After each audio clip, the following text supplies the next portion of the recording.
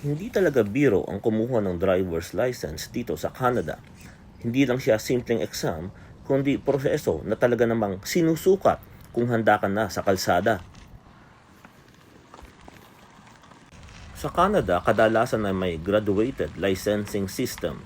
Ibig sabihin, hindi ka agad full license.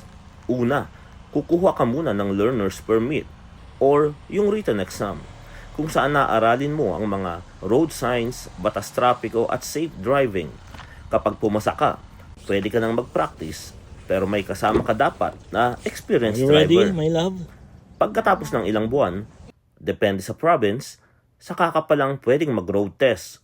Dito na susubukan ang actual driving skills mo, tulad ng tamang pagliko, pag-observe sa traffic signs, paggamit ng signal lights, at syempre, ang parallel parking na isa sa pinaka-kinakabahan ang marami.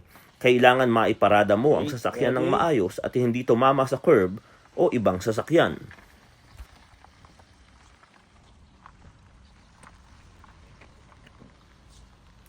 Ang parallel parking ay ang pagpaparada ng sasakyan sa gilid ng kalsada, kasabay ng ibang nakaparadang sasakyan, karaniwan sa pagitan ng dalawang kotse.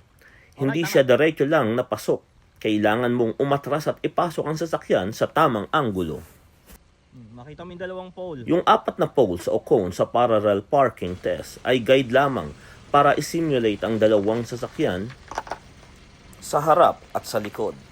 Hanggang 3 attempts lang.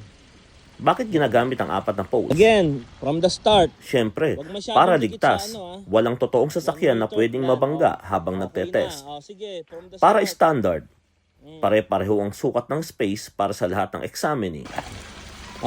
Hindi ko nasabihin kung ano yung dapat mong gawin. Malaki ka na. Para masukat kung marunong ka talagang mag-control ng sasakyan sa masikip na lugar. Left side mirror. Kita ba yung 2 poles? Isa sa dapat practicein dito yung parallel parking Kasi isa to sa gagawin mo sa road test. So kailangan mo siyang ma-perfect. Kasi meron siyang time limit at kung ilang beses mo siya pwedeng gawin. Kaya dapat talaga aralin mo. Para saan ba ang test na ito? Isipin mo ganito. Yung dalawang poles sa harap, sasakyan na nakapark sa unahan. Yung dalawang poles naman sa likod, yan naman yung sasakyan sa likuran. Yung space sa gitna, doon ka magpa-park o magpa-parallel parking. Ano ang tinitingnan ng examiner habang ginagawa mo ito? Siyempre, kung kaya mong ipasok ang sasakyan nang hindi tumatama sa poles, kung marunong kang mag-estimate ng distance, at kung smooth at kontrolado ang galaw mo, kung gumagamit ka ng signal, mirrors at shoulder check. Hindi. Huwag mo nang buksan yung aircon. Napakalamig sa labas. Positive 4, oh.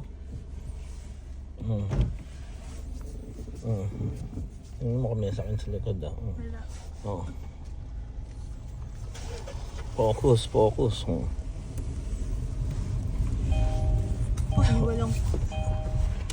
Wala na, bagsak na. Walang seatbelt. Parehas. Uy, wag mo yung i-post. Hindi pa naman nakakaabante. Hindi, wag mo na i-post. Para naman tong Wait, mga Canadian nung humihinto sila kahit paabantehin mo. Tapos sabihin nila, don't make her nervous. Ay, sabi? Oo. Akala ko nagagalit yung puti. Another road test practice.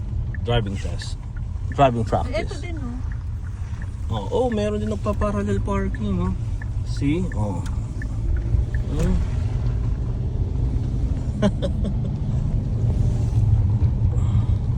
Kasi summer's coming so maraming gustong magkaroon ng license. Kasi dito talaga necessity yung magkaroon ng license para makapag-drive ka. Kasi walang public transport dito sa lugar namin sa Nipawa, Manitoba. Mga bako-bako, iwasan mo, dahan-dahan. Kawawa naman yung sakit. Ayan, ang daming potholes kasi katatapos lang ng winter. Natutunaw yung yelo, so lumambot ang lupa, nagkaroon ng maraming bako. Stop sign. Para Hindi lang basta makapasok, kundi makapasok ka ng malinis, safe at may control.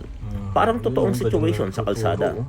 Kaya kung sanay ka sa poles, mas madali ka nang mag-adjust kung totoong sasakyan na ang katabi mo sa actual na buhay. Sa actual road test dito sa Canada, walang exact na oras at walang fixed na bilang kung ilang beses ka pwede magkamali. Depende pa rin sa iyong instructor.